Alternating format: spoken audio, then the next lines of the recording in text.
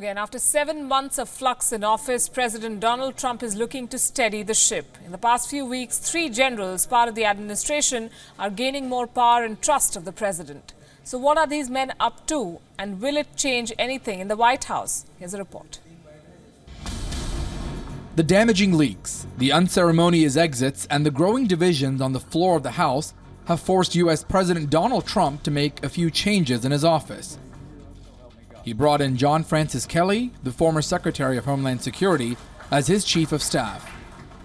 The exit of Anthony Scaramucci within hours of Kelly's arrival sent a firm signal.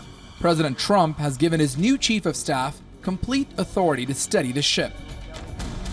Kelly's appointment completes a trio of generals that now exercise immense power in the Trump administration. The other two, National Security Advisor H.R. McMaster and Defense Secretary James Mattis. They've been empowered to take tough calls. All I can say is he is the real deal. Recently, McMaster fired a number of senior national security staffers, especially those that were known for their close ties with his predecessor, Michael Flynn. Similarly, the ban on transgenders from the military happened on Mattis's watch. The mission for these generals is clear. They have full authority to ensure the smooth functioning of the Trump administration, which has already been engulfed in a web of controversies. Their next challenge is to aid President Trump in the reversal of the Obama-era initiatives and laws, like Obamacare, and committing more troops to conflicts. But a bigger challenge for these generals will be to find a way to deal with an erratic president, someone who's known for his shoot-from-the-lip tweets and radical policies. Will the rise of the generals mean America's foreign policy shifts radically in the military's favor, or will the president prevail in resetting the equation with Russia? Bureau Report, WION. The UN Security Council recently placed its toughest sanctions yet on North Korea following a series of ICBM tests that the Asian nation participated in. The sanctions, however, have had mixed reviews from leaders across the world. Here's a report. Days after the UN Security Council imposed a new round of sanctions against Pyongyang over ICBM's tests, North Korea defended its nuclear program, claiming that the United States is the reason for the worsening nuclear crisis. Spokesperson for North Korea reiterated that they would not place its nuclear and ballistic missiles program on the negotiation table. Is our nuclear possession a threat to the world, or is it just a threat to the United States? We want to make it clear that the worsening situation on the Korean Peninsula as well as the nuclear issues were caused by the United States. Meanwhile, the US Secretary of State Rex Tillerson has shown US's willingness for a dialogue with North Korea, saying that the White House would talk to Pyongyang if it halted a series of recent missile test launches. Well, the best signal that North Korea could give us that they're prepared to talk would be to stop these missile launches. We've not had an extended period of time where they have not taken some type of provocative action by launching ballistic missiles. So I think that would be the first and strongest signal they could send to us, is just stop these missile launches. Obviously, we have other means of communication open to them to certainly hear from them if they have a desire to want to talk. Revising their previous stance, China has stepped up to North Korea's defense, likely motivated from its close economic relationship with the country. China's foreign ministry released a statement saying that they will be paying the price for implementing the UNSC resolution. Neighbors are concerned, however, by the growing tensions in the Korean Peninsula. Japan warned of a drastic change in its defense posture.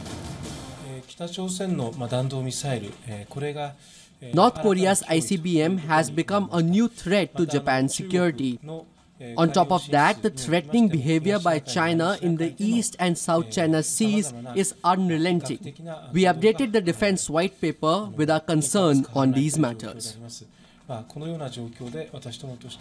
Japan and Cambodia have also agreed to consolidate their efforts against North Korea's repeated missile and nuclear weapons tests. Their united statement claimed that the international community needs to stick together to pressure North Korea. Zara Khan for WION. Spy satellites of the United States have detected 2 anti-ship cruise missiles being loaded on a boat by the North Korean administration.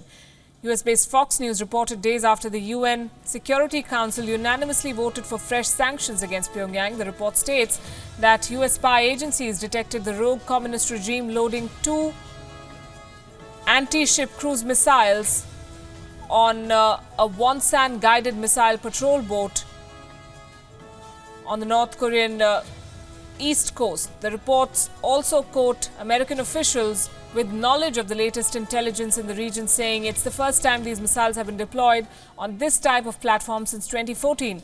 The latest moves by Pyongyang point to a likely missile test in the days ahead, or it could be a defense measure should the US Navy dispatch more warships to the Korean peninsula.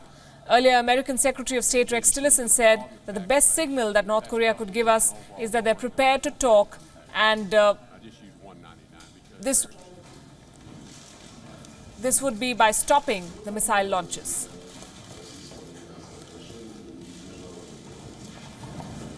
Having survived 8 no-confidence motions in 8 years as president, he's been described as the cat with 9 lives. But South Africa's Jacob Zuma is facing possible expiry of his political shelf life. On Tuesday, protesters took to the streets, blocking traffic with burning tires and rocks, demonstrating against Zuma ahead of a no-confidence motion in parliament that could force him out.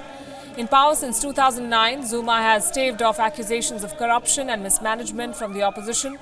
But this time, talk is rife that he is facing the heat from within his party, the African National Congress. Adding to his woes is the fact that, unlike in the past, this no-confidence vote will be a secret ballot, striking optimism in the opposition, who are encouraged that it will see some ANC members voting against Zuma.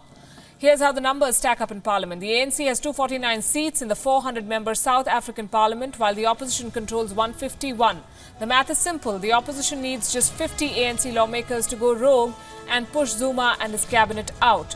Zuma faces a rash of corruption charges. Under his charge, employment is at a 14-year high. The country's credit rating has plummeted and the economy is in recession. Zuma's tenure is due to run till 2019, when national elections are scheduled to be held.